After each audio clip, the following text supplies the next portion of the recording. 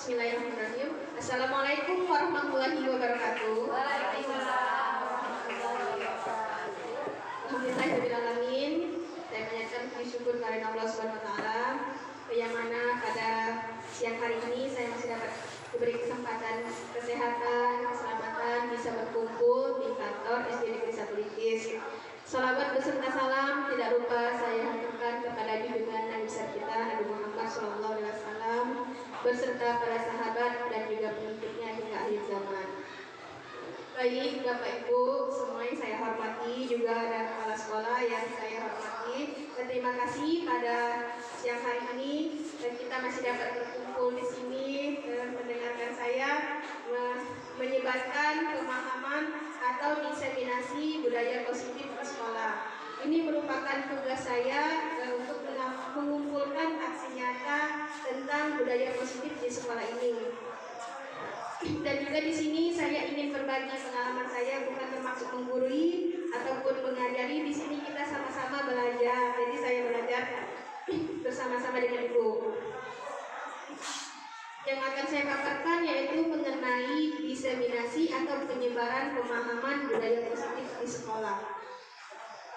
Adapun tujuannya, yang pertama, setelah melakukan kegiatan ini, para guru menjadi memahami tentang yang pertama ada perubahan paradigma mengajar, yang kedua cara menegakkan budaya positif di sekolah yang memotivasi murid secara intrinsik, dan restitusi yaitu posisi kontrol yang dianjurkan sehingga menumbuhkan motivasi intrinsik murid, dan yang terakhir penerapan segitiga restitusi untuk menciptakan budaya positif di sekolah. Jadi ini adalah tujuan yang akan saya harapkan bisa saya capai pada siang hari ini.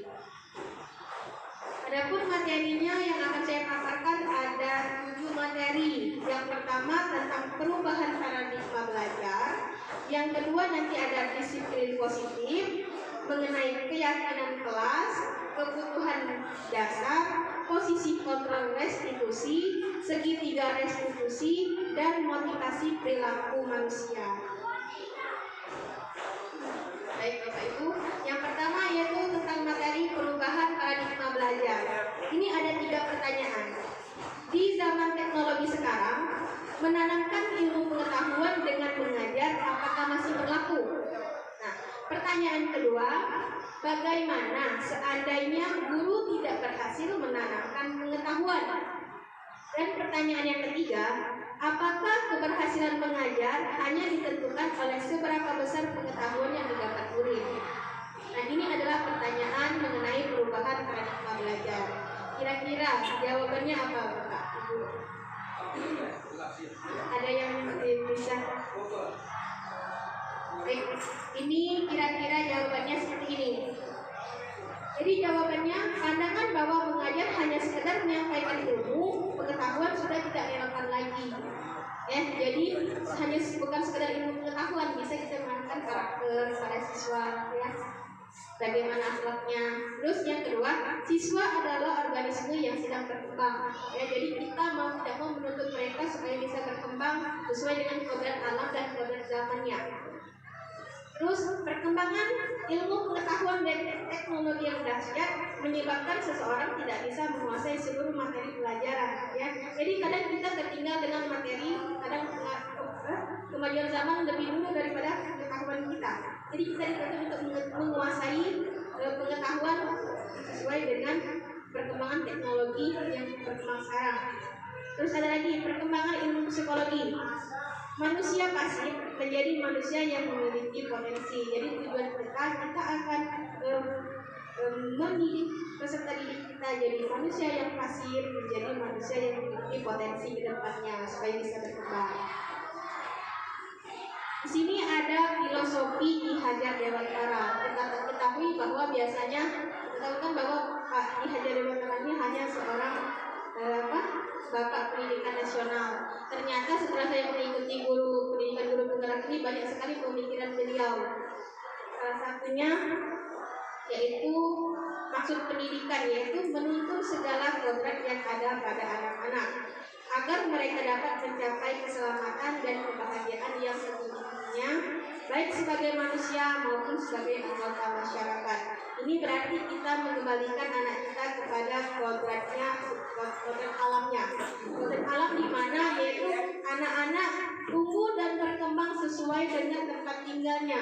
Jadi dia belajar sesuai dengan apa yang ada di sekitarnya. Seperti kita kan di daerah-daerah desa seperti ini, kita kembangkan apa yang ada di tempat kita. Jadi kita ajak mereka ikut pembelajaran yang bermain dengan alam, ya.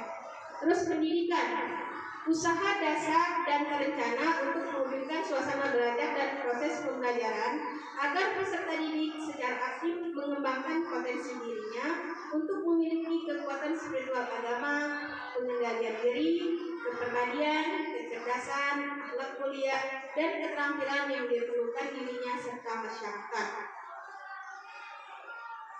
Di sini perubahan paradigma belajar, penciptaan lingkungan belajar dengan memperhatikan yang pertama ada kodrat anak, tempat bermainnya, menumbuhkan potensi, merancang kegiatan pembelajaran yang mengasah potensi anak, penanaman budi pekerti luhur, penanaman keimanan, ketakwaan kepada Tuhan Yang Maha Esa, gotong royong, mandiri, tanggung jawab, dan lain sebagainya.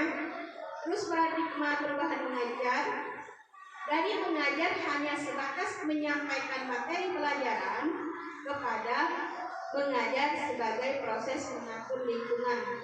Jadi maksudnya di sini kita tidak hanya menyampaikan materi pelajaran saja selesai mengajar. Di sini kita juga dituntut untuk mengatur lingkungan. Maksud mengatur lingkungan bagaimana interaksi anak dengan anak yang lain, bagaimana interaksi dia dengan kelas-kelas yang lain, itu juga harus kita perhatikan. Jadi tidak hanya sekedar menyampaikan ilmu pengetahuan. Untuk materi berikutnya mengenai disiplin positif. Disiplin positif yaitu cara penerapan disiplin yang mengajarkan anak bertanggung jawab dan menumbuhkan kesadaran diri berdasarkan nilai-nilai kebajikan.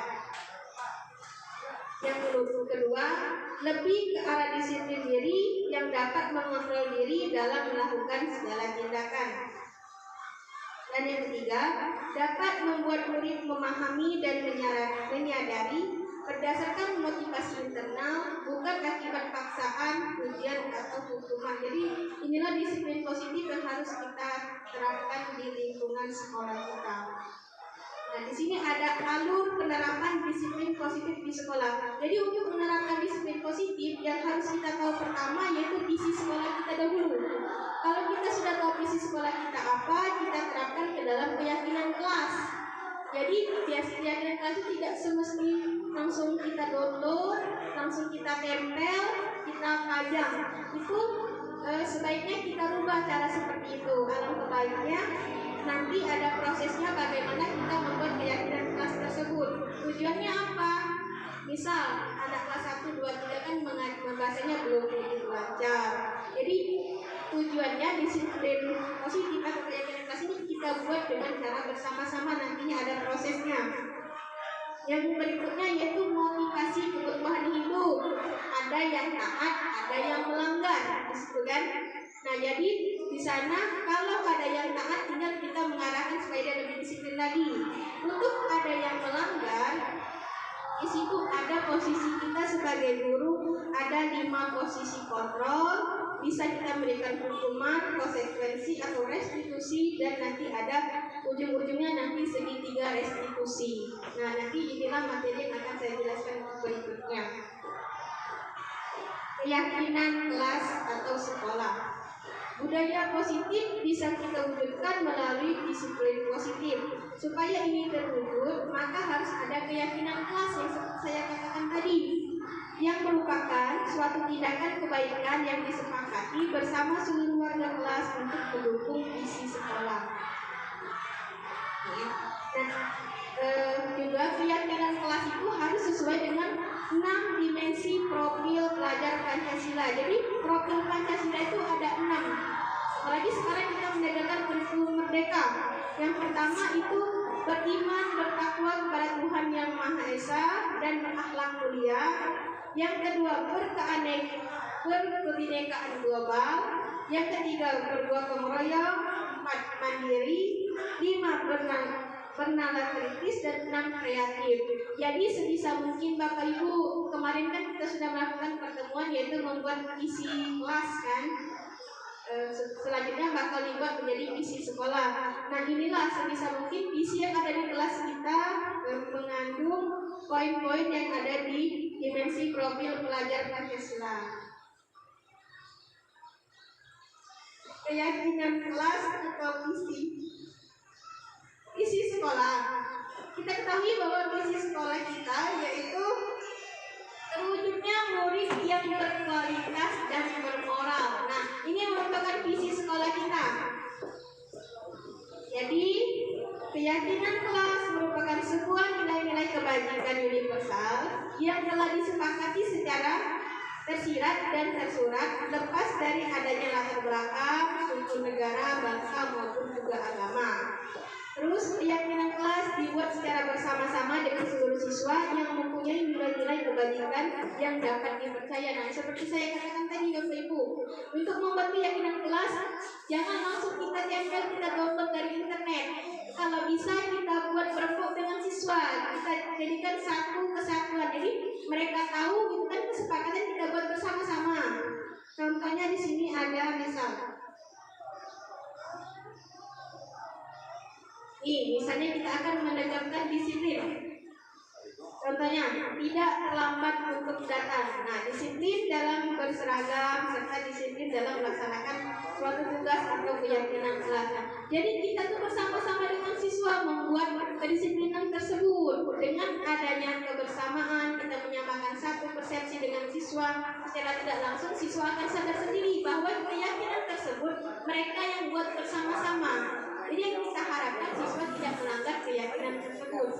Jadi nanti kita buat diskusikan dengan anak-anak, kita tulis di papan tulis, setelah kita sepakati bersama-sama. Nah, ini keyakinan kelas kita. Keyakinan kelas tidak perlu banyak-banyak Bapak Ibu, cukup 4, 5, 6 saja. Yang penting itu sudah mencakup seluruh poin dari apa yang sesuai dengan visi kita. Itu. Ini ada saling menghormati dan menyayangi. Anak-anak juga menginginkan suatu untuk dapat menjaga kerukunan, menghormati guru, dan saling menyayangi antar teman. Juga menyayangi semua guru, bekerja sama terhadap teman, saling menghargai dan membiasakan untuk sapa, senyum, salam, sopan, dan santun. Itu sudah ada di papan kita, ada 5S ya Bapak Ibu. Ada senyum, sapa, salam, sopan, dan santun. Itu sudah biasa kita lakukan. Anak-anak saya lihat sudah melakukan hal tersebut. Yang ketiga ada mandiri. Anak-anak menyepakati untuk dapat membiasakan sikap yang mandiri seperti tidak diantar dan dijemput sekolah. Nah ini untuk kelas 1, 2, 3 saya rasa untuk membuat keyakinan kelas bolehlah kita ajak Bapak Ibunya ya. Jadi di sana kita bisa bersama-sama Bapak Ibu buat keyakinan kelas, tidak perlu diantar ataupun dijemput karena hal tersebut dapat mengganggu kita. Nah jadi boleh saya juga kalau nanti keyakinan kelas sudah dibuat, ketika dengan saya buatkan, insya Allah nanti saya buatkan. Jadi keyakinan kelas itu tujuannya kita buat bersama-sama dengan anak-anak. Jadi mereka tahu kesepakatannya apa. Nah dari situ kita bisa mengontrol supaya mereka taat dengan kedisiplinan yang ada. Terus bertanggung jawab. Anak-anak juga menyepakati untuk dapat bertanggung jawab dalam melaksanakan segala kegiatan-kegiatan, baik itu kegiatan belajar maupun kegiatan-kegiatan lainnya di kelas. Di sini saya mungkin misalnya bertanggung jawab, ada bisa memberikan contoh bagaimana kata-katanya? Nah, kita kegiatan kelas bertanggung jawab. Misalnya mengembalikan barang pada tempatnya 30 jam, itu kan bisa diperpus ya. Diperpus kan banyak barang-barang untuk kelas yang diperpus. Jadi kembalikan barang pada tempatnya. Itu kan menanamkan sikap tanggung jawab kepada anak. Terus ada lagi tiket datang lebih pagi. Nah itu bisa kita jadikan keyakinan kelas. Berarti kan berarti tanggung jawab siswa itu harus datang lebih pagi. Tanggung jawabnya adalah tiket pada hari yang sudah ditentukan. Terus ada lagi keyakinan tentang menjaga kebersihan. Anak-anak menyepakati untuk dapat saling menjaga kebersihan diri, kelas, serta lingkungan supaya tercipta suasana yang nyaman dan lingkungan yang menjadi sehat. Jadi salah satu keyakinan tentang menjaga kebersihan kelas. Sepakat juga bahwa buanglah sampah pada tempatnya. Nah kita sepakati dengan siswa. Berarti kalau mereka kita sudah bisa kita sepakati, insya Allah mereka sudah sadar karena itu kan kita buat secara bersama-sama. Nah, ini salah satu keyakinan kelas yang saya sudah buat di kelas saya. Jadi pertama-tama saya berdiskusi dengan anak-anak, saya sepakati hal apa yang boleh kita lakukan, hal apa yang tidak boleh kita lakukan. Itu saya membuat ada 6 poin. Baik itu tentang masalah keyakinan kelas atau sekolah. Berikutnya yaitu tentang motivasi perilaku manusia. Untuk menghindari ketidaknyamanan atau hukuman. Yang kedua, untuk mendapatkan imbalan atau penghargaan dari orang lain. Dan yang ketiga, untuk menjadi orang yang mereka inginkan dan menghargai diri sendiri dengan nilai-nilai yang mereka percaya. Jadi untuk motivasi perilaku manusia ini ada 3 poin yang akan saya sampaikan.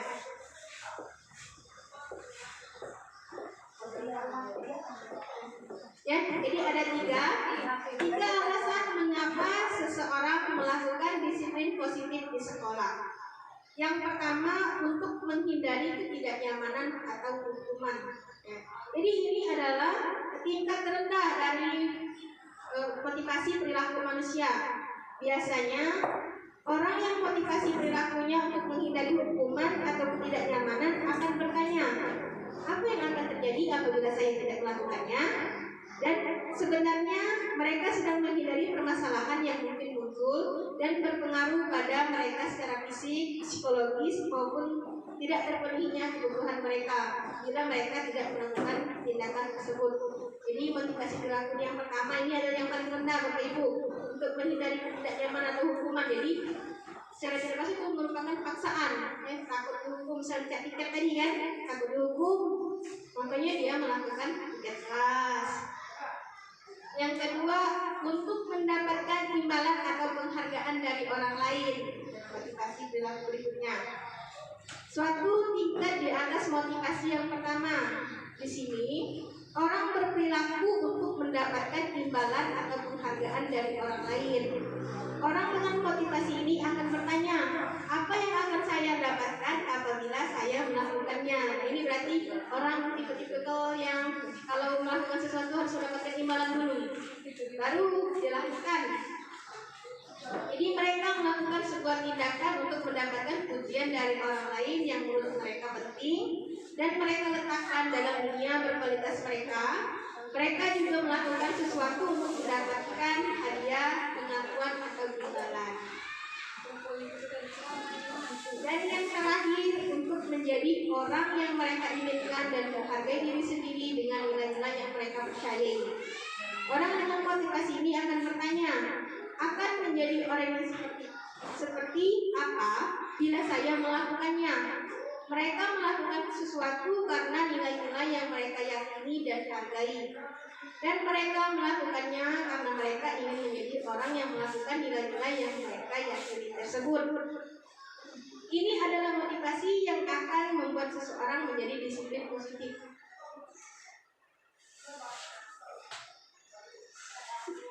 Jadi Bapak Ibu, motivasi perilaku manusia ini kan ada 3 tadi. Dan dibagi lagi menjadi 2. Ada motivasi ekstrinsik dan motivasi intrinsik. Untuk yang pertama, untuk menghindari ketidaknyamanan atau hukuman dan untuk mendapatkan imbalan atau penghargaan dari orang lain, ini merupakan motivasi ekstrinsik, berarti motivasi yang mengharapkan sesuatu dari orang lain, berarti sesuatu yang dari luar. Motivasi yang intrinsik untuk menjadi orang yang mereka inginkan dan menghargai diri sendiri dengan nilai-nilai yang mereka percaya. Ini merupakan motivasi internal. Nah, motivasi internal ini itu harus kita hindari hukuman dan pemberian penghargaan berlebihan agar meminimalisir motivasi eksternal dalam diri murid. Jadi kita harus menghindari yang namanya pemberian penghargaan kepada anak-anak. Karena apa? karena nanti anak-anak akan terbiasa, oh kalau aku melakukan ini aku akan mendapatkan sesuatu dari Bapak Ibu guru. Itu jatuhnya akan masuk ke dalam motivasi eksternal. Jadi kalau dapat imbalan mereka nanti akan baru melakukan. Jadi sebisa ya seperti itu. Jadi seperti itu. Jadi kita hindari pemberian penghargaan. Motivasi perilaku manusia. Nah ini dihukum oleh penghargaan. Seperti kata saya tadi, hindari pemberian penghargaan. Nanti apa? Nanti akan maksudnya dihukum itu dampak dari kita memberikan penghargaan kepada siswa, pada anak. Ini menurut Alpicon mengungkapkan baik penghargaan maupun hukuman adalah cara-cara mengontrol perilaku seseorang yang menghancurkan potensi untuk pembelajaran yang sesungguhnya. Jadi berarti secara tidak langsung itu mengontrol perilaku seseorang dapat menghancurkan potensi yang dimilikinya ya. Menurut KON secara ideal tindakan belajar itu sendiri adalah penghargaan sesungguhnya. Menurut penelitian ternyata penghargaan memiliki pengaruh dan bersifat menghukum. Pengaruh jangka pendek dan jangka panjang penghargaan itu tidak efektif, Bapak Ibu. Jadi sebisa mungkin kita hindari penghargaan. Yang mungkin penghargaan di sini penghargaan memberikan sesuatu barang atau dengan siswa. Kalau sekedar ucapan melalui verbal, terima kasih atau wah kamu hebat sekali, itu penghargaan itu melalui verbal saya rasa tidak apa-apa ya. Ya, kalau penghargaan berupa barang mungkin itu bisa bersifat menghukum anak ya. Penghargaan merusak hubungan. Dikatakan merusak hubungan, ada contoh. Misal kita hanya memberi seorang siswa penghargaan seperti sesuatu, kira-kira akan mempengaruhi anak yang lainnya. Saya mau tanya dengan Bapak Ibu, kira-kira dengan pemberian hadiah ranking 1, 2, 3 itu menurut Bapak Ibu itu bagus atau tidak? Sebuah penghargaan atau tidak? Penghargaan atau hukuman? Oke, ada yang bilang penghargaan. Jadi itu bisa kita katakan sebagai hukuman, Bapak Ibu. Ya, hukuman bagi yang mendapat hanya 3. Misal di kelas itu ada 30 siswa, yang mendapat 3 berarti ada 27 siswa yang akan merasa kecewa, merasa terhukum. Oh, saya tidak bisa. Itu bagi siswa yang mungkin berpikirannya rendah diri, tidak ada termotivasi. Tapi bagi siswa yang ingin termotivasi, itu akan menjadi sebuah tantangan buat dia. Jadi itu masih tergantung pada diri kita masing-masing bagaimana menyikapinya. Terus penghargaan mengurangi ketepatan, penghargaan untuk mematukan. Ada kebutuhan dasar manusia yang berikutnya. Kebutuhan dasar manusia menurut William dalam choice teori dibagi ada 5 kebutuhan dasar manusia, yaitu kebutuhan untuk bertahan hidup, kebutuhan akan kasih sayang dan merasa diterima, kebutuhan untuk kebebasan, kesenangan dan penguasaan. Kebutuhan bertahan hidup atau survival merupakan kebutuhan yang bersifat psikologis untuk bertahan hidup, misalnya kesehatan, rumah, dan makanan. Contoh kasus yang terjadi di sekolah kita adalah ketika ada anak yang selalu meminta bekal makanan temannya. Diketahui ternyata anak tersebut melakukannya karena lapar. Hal tersebut terjadi karena orang tuanya tidak memberikan bekal makanan untuknya. Nah, di sini kan misalnya kebutuhan untuk bertahan hidup setelah jam istirahat. Nah, anak-anak itu tidak semua siswa ada yang membawa uang. Ada saja siswa yang tidak membawa uang karena dia lapar, dia membutuhkan makan. Nah, dia minta dengan temannya. Itu bisa dikatakan kebutuhan untuk bertahan hidup. Nah, itu kebutuhan siswa. Yang berikutnya kasih sayang dan rasa diterima. Ini termasuk ke dalam kebutuhan psikologis juga.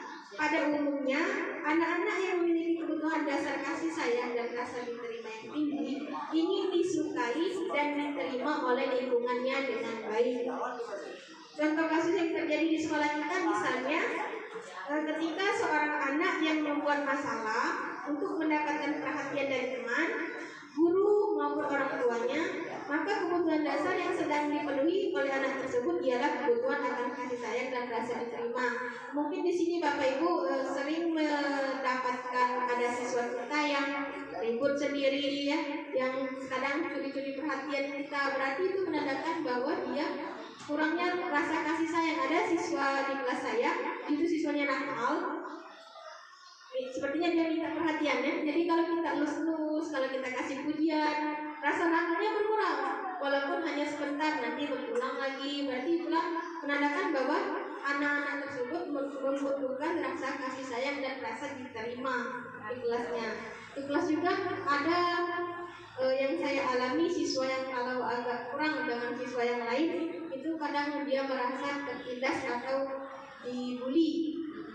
Tapi dibully dengan kata-kata tebal ya, bukan melalui tindakan. Itu kadang-kadang juga ada terjadi di kelas kita ya Bapak Ibu. Nah sebisa mungkin kita minimalisir, kita yang merangkul anak-anak tersebut, kita berikan kasih sayang, kita berikan perhatian kepada anak tersebut. Dengan cara apa? Kita tanamkan kepada anak didik kita melalui, kalau bisa buat keyakinan kelasnya, saling menghormati dan menyayangi. Nah, secara tidak langsung dari keyakinan kelas itu kita menumbuhkan rasa kasih sayang bersama teman di dalam kelasnya dan juga dengan lingkungan di sekolah kita. Ini ada kebebasan atau freedom. Anak-anak dengan kebutuhan kebebasan yang tinggi menginginkan pilihan. Mereka perlu banyak bergerak, mempunyai hal-hal yang baru dan menarik dan suka mencoba-coba.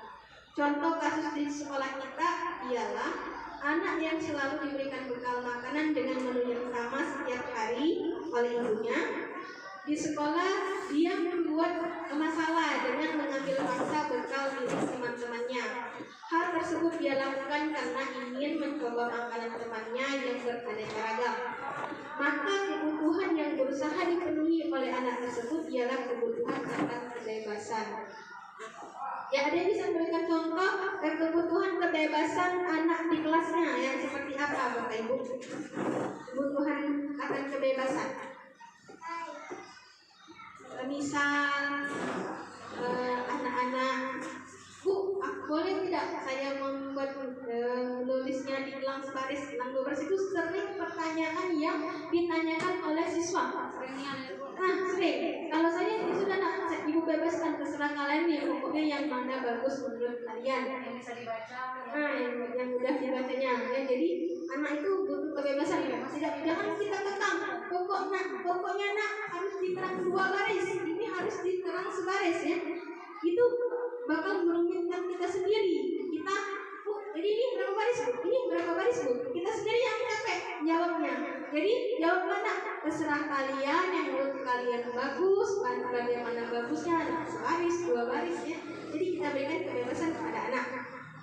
Bebas nambah, untuk nambah. Ya, yang pasnya boleh. Benar sekali Bapak Ibu. Bebas nambah.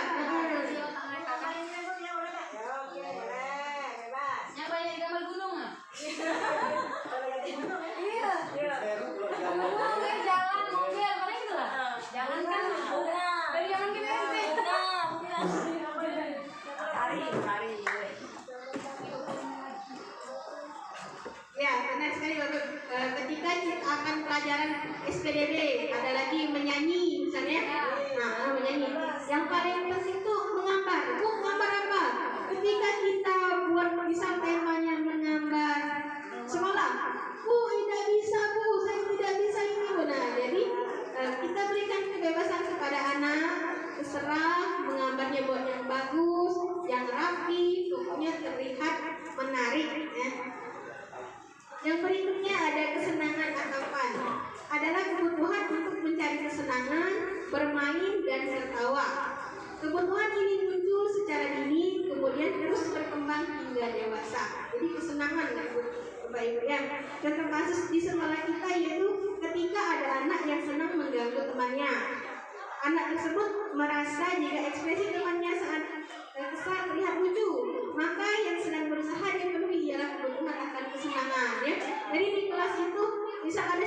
menjahil, dia menjahili temannya. Nah, kalau melihat ekspresi temannya akan menangis, dia merasa senang. Ada yang seperti itu ya? Ya. Berarti itu bisa masuk ke dalam siswa yang butuh perhatian tadi, ya. Iya, lihat temannya menangis, dia tertawa, dia senang. Iya.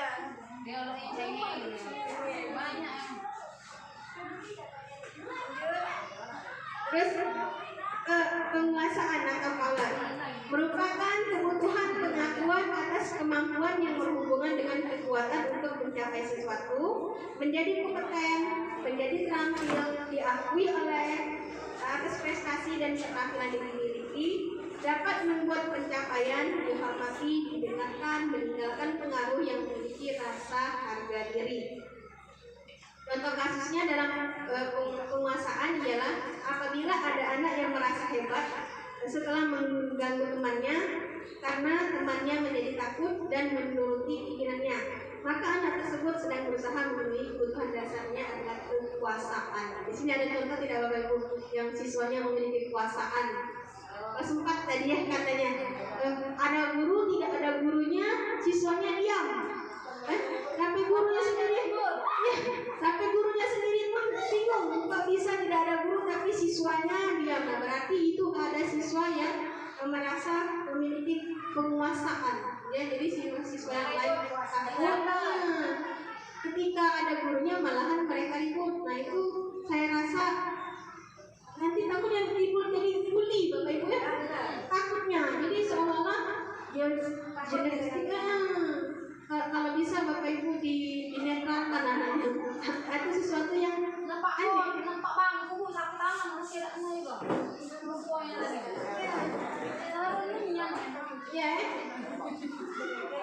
Ya biasanya ada geng. Aku itu jadi kepala geng. Sudah penataan dari awal sih menurut aku ya. Dari awal harus ada kita kasih pemenahan oleh wali kelasnya Bapak Ibu ya. Jangan menunjuk satu orang yang menjadi penguasa dalam kelas. Diperhatikan juga anak-anak yang lain, anak-anak kasih Bapak. Kita di sini sama saja, tidak ada yang menguasai, tidak ada yang paling pintar, tidak ada yang paling hebat di dalam kelas. Ini harus tanamkan kita sama. Nah, berikutnya yaitu posisi kontrol seorang guru.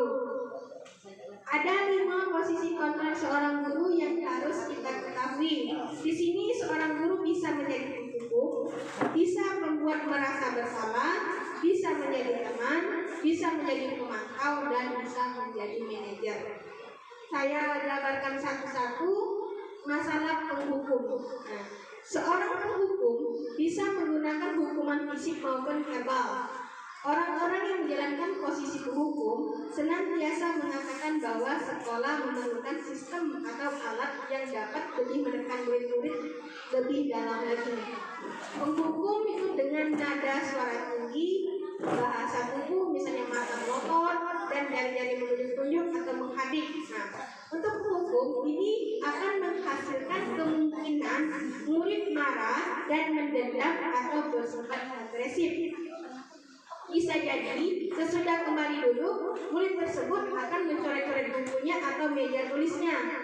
Lebih buruk lagi pulang sekolah, murid melihat motor dan mobil bapak ibu guru dan menggores kendaraan tersebut dengan paku. Nah, jadi posisi kontrol penghukum ini mungkin agak menakutkan ya bapak ibu, karena di sini kalau kita menghukum siswa atau kita dengan menggunakan kata-kata verbal nada yang kasar, itu bisa menimbulkan dendam kepada anaknya, muridnya menjadi dendam kepada ibu guru. Pernah tidak terjadi di sini siswanya jahil dengan gurunya?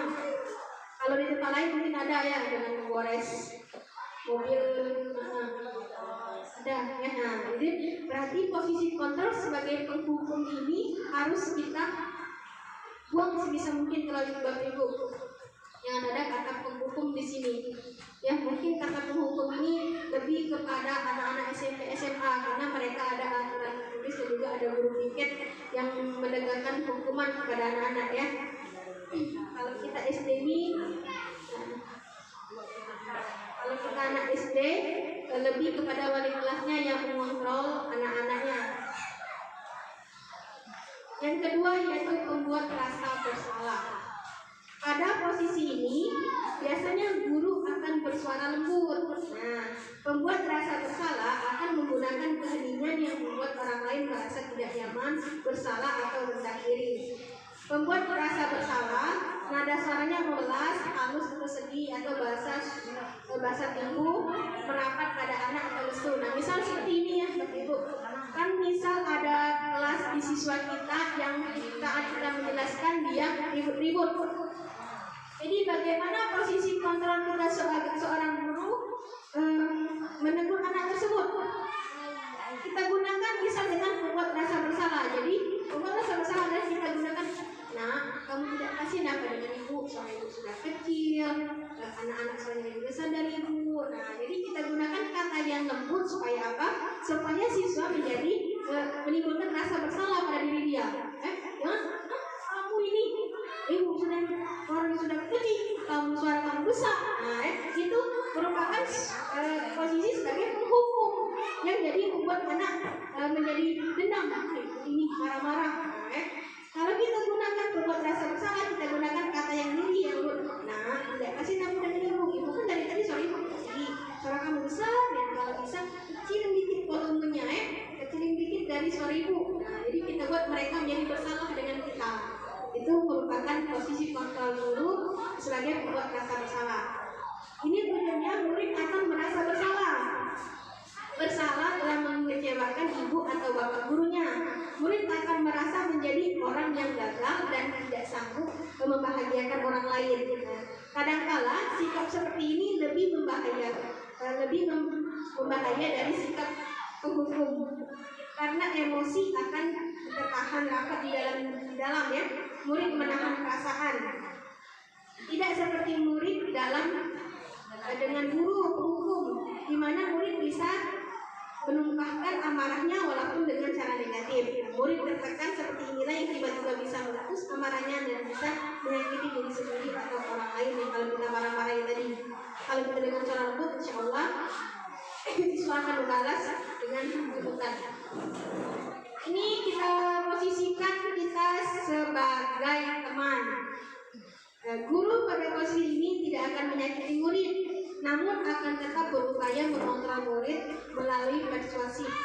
Teman dengan nada suara ramah, akrab dan bercanda atau bahasa tubuh merapat pada murid, mata dan senyum jenaka yang dikatakan guru. Mungkin kalau sebagai teman takutnya nanti siswa tidak segan kepada guru ya.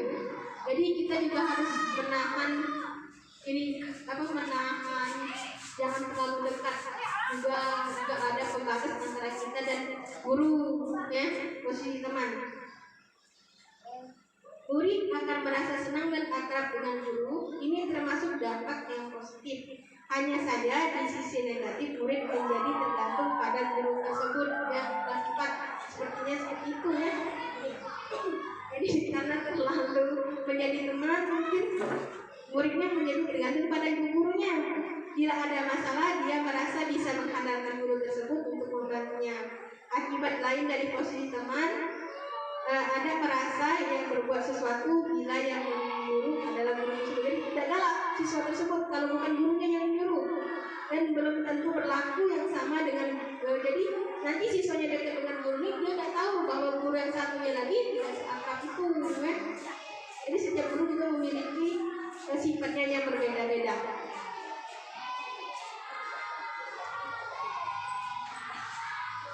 Yang berikutnya yaitu sebagai pemantau. Pemantau berarti mengawasi. Pada saat kita mengawasi, posisi pemantau berdasarkan pada peraturan dan konsekuensi. Seorang pemantau saat mengandalkan hitungan, catatan, data yang dapat digunakan sebagai bukti atas perilaku seseorang. Pemantauan dengan suara datar, bahasa tubuh yang formal, mungkin memantau saja ya, dengan catatan-catatan. Jadi kita pantau, kita lihat anak ini begini kebiasaan dia, anak ini begini. Nah, murid memahami konsekuensi yang harus dijalankan. karena telah melanggar salah satu peraturan sekolah. Guru tidak menunjukkan suatu emosi yang berlebihan, menjadi marah atau membuat merasa bersalah. Murid tetap dibuat tidak nyaman, yaitu dengan harus tinggal kelas pada waktu jam istirahat dan mengerjakan tugas. Guru tetap harus memantau murid pada saat mengerjakan tugas di jam istirahat, karena murid tidak bisa ditinggal seorang murid. Dan yang terakhir yaitu posisi kontrol seorang guru sebagai manajer. Posisi di mana guru berbuat sesuatu bersama dengan murid, mempersilahkan murid mempertanggungjawabkan perilakunya, mendukung murid agar dapat menemukan solusi atas permasalahannya sendiri. Di sini seorang manajer dengan memiliki nada suara yang lurus, bahasa tubuh tidak kaku, mendekat ke murid, fokus pada keadaan murid, bukan untuk membahagiakan guru atau orang tua. Murid sudah mengetahui adanya suatu masalah dan sesuatu perlu terjadi. Bila guru mengambil posisi pemantau, guru akan melihat apa konsekuensinya, apa peraturannya. Namun pada posisi manajer, guru akan mengembalikan tanggung jawab pada murid untuk mencari jalan keluar permasalahannya, tentu dengan bimbingan guru. Jadi dari kelima posisi kontrol seorang guru, diharapkan guru itu harus memiliki atau menanamkan diri sebagai seorang manajer. Dari kelima tersebut. Mengapa? Karena guru berbuat sesuatu bersama murid, dapat mempersilahkan murid mempertanggungjawabkan perilakunya dan mendukung murid agar dapat menemukan solusi atas permasalahannya sendiri. Jadi kita bebaskan kepada murid, jangan kita hukum, ya, jangan kita pantau tiba-tiba kita marah-marahi, ya. Terus posisi manajer mengacu pada restitusi yang dapat menjadikan murid sebagai manajer bagi dirinya sendiri, sehingga tercipta identitas positif atau berhasil pada diri murid. Itu adalah 5 posisi kontrol seorang guru, Bapak Ibu.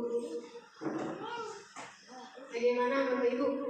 Masih siap untuk menerima materi dari saya atau kita ice breaking dulu? Kita ice breaking dulu ya Bapak Ibu. Oke, boleh. Jadi saya minta Bapak Ibu untuk berdiri, kita joget-joget sedikit. Ya, iya, contoh dulu. Oke, Bapak Ibu tegak dulu. Ya, kita ice breaking dulu. Ya. Tangan diputar-putar, tangan diputar-putar,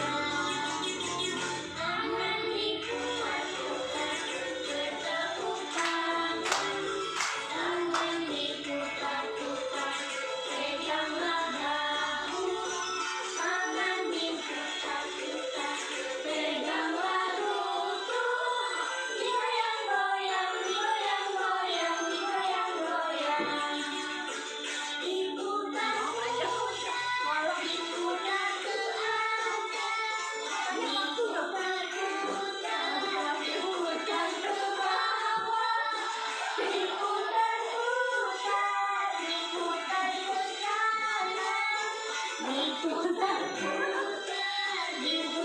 ke kiri.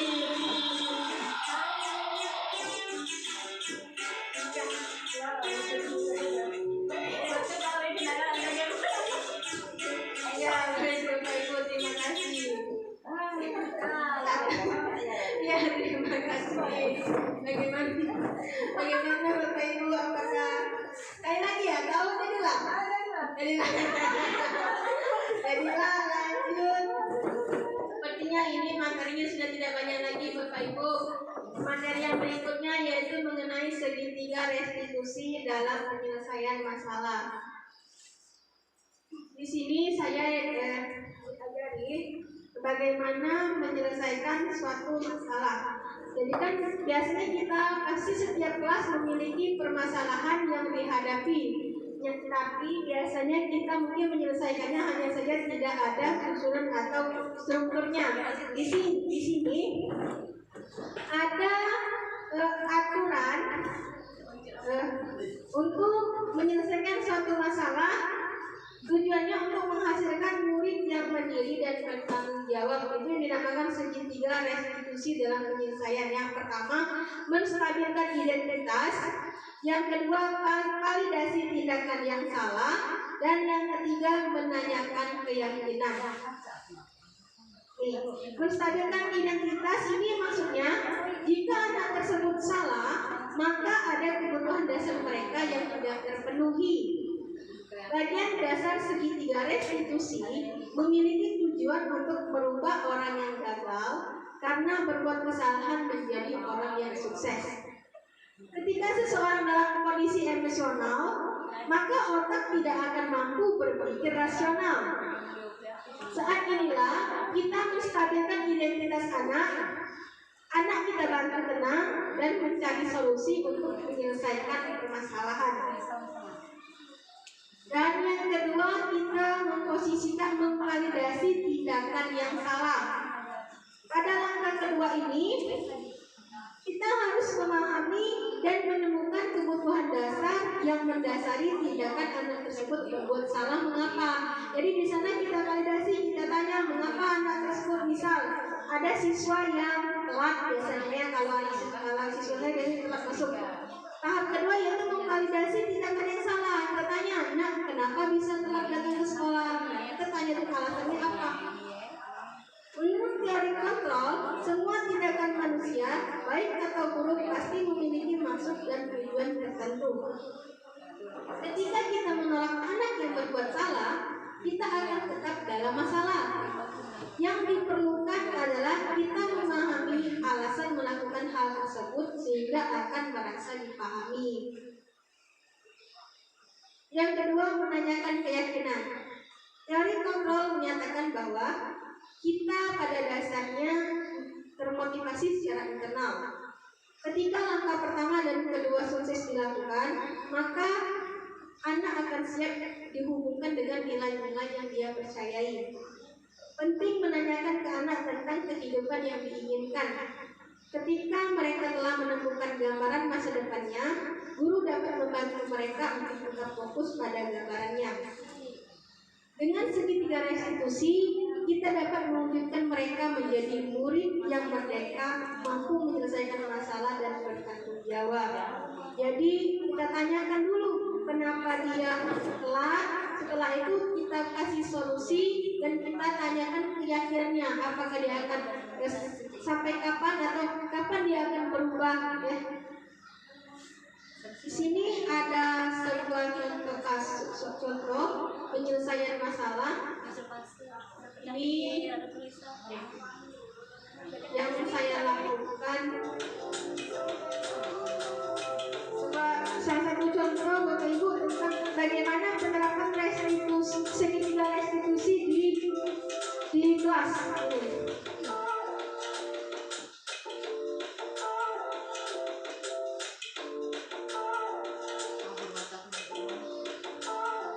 Bayangkanlah kelas yang ada ampuh dengan segala keragaman murid-murid Bapak Ibu.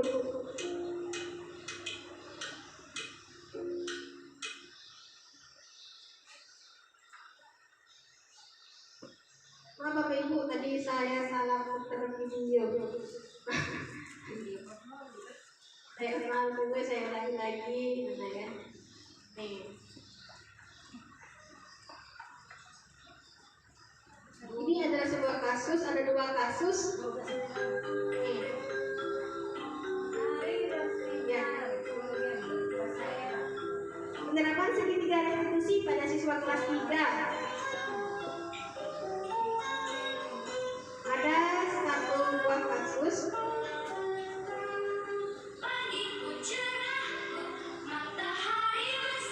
Ini adalah pengajian kasusnya. Pengertian restitusi. Restitusi adalah proses penciptaan kondisi bagi murid untuk memperbaiki kesalahan mereka sehingga mereka bisa kembali pada kelompok mereka dengan karakter yang kuat. Restitusi bukan untuk menebus kesalahan, ya. Langkah-langkah segitiga restitusi menstabilkan identitas, validasi tindakan yang salah, dan menanyakan keyakinan.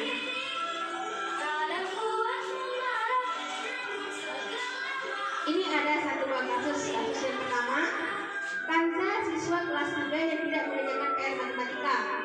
Sehingga sebagai seorang guru, saya harus menyelesaikan masalah tersebut dengan baik, yaitu menggunakan segitiga restitusi. Ya. Berikut ini adalah contoh penerapannya.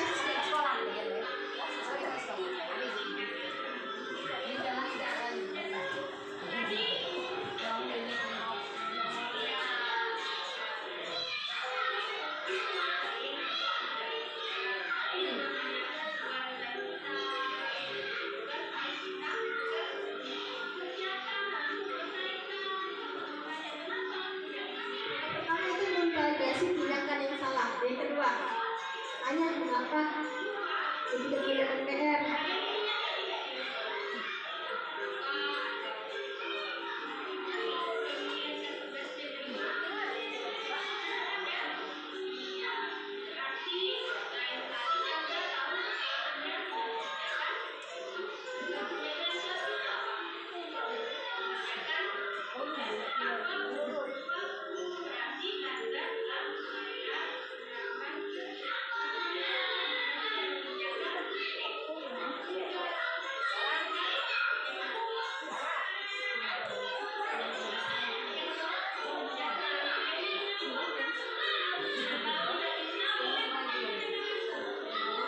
Yang ketiga yaitu menanyakan keyakinan. Apakah dia akan mengulanginya lagi? Janji kapan dia tidak akan mengulanginya lagi?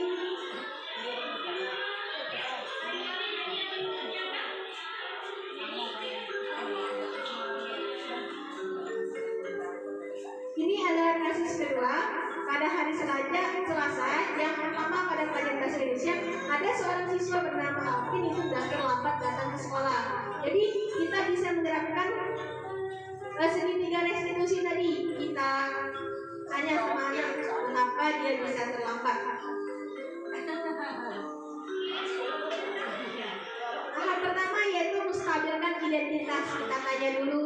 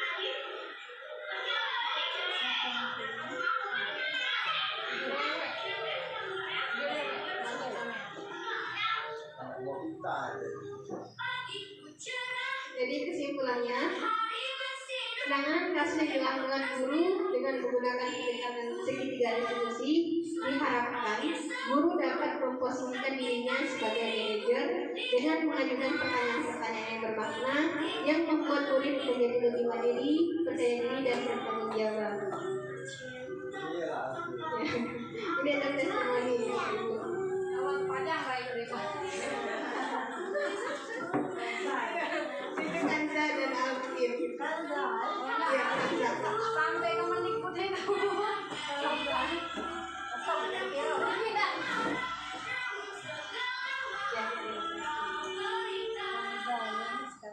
Ya Bapak Ibu, itu adalah contoh kasus segitiga penyelesaian dengan menggunakan segitiga restitusi. Jadi kita setelah identifikasi masalah dulu.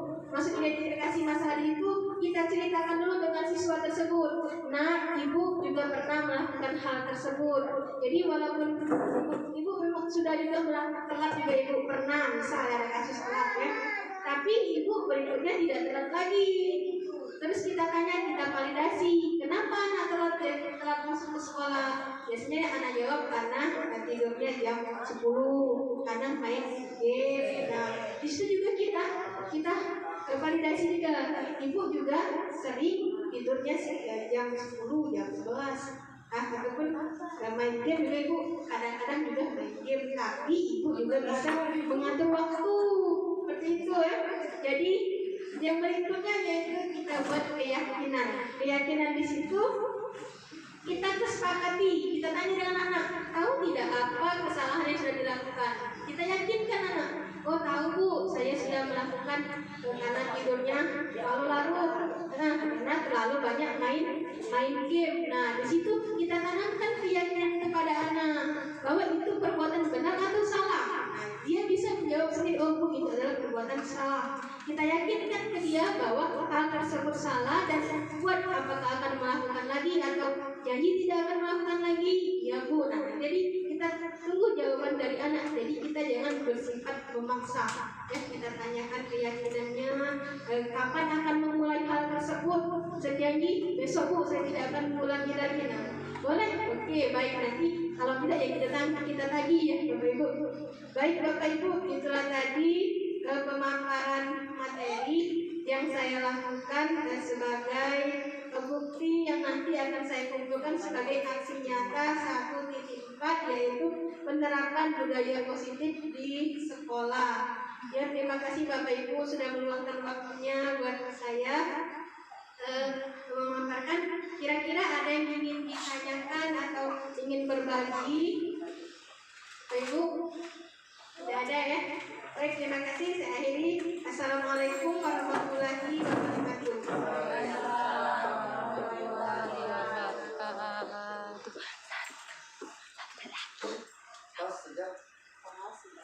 Berapa detik lagi sih?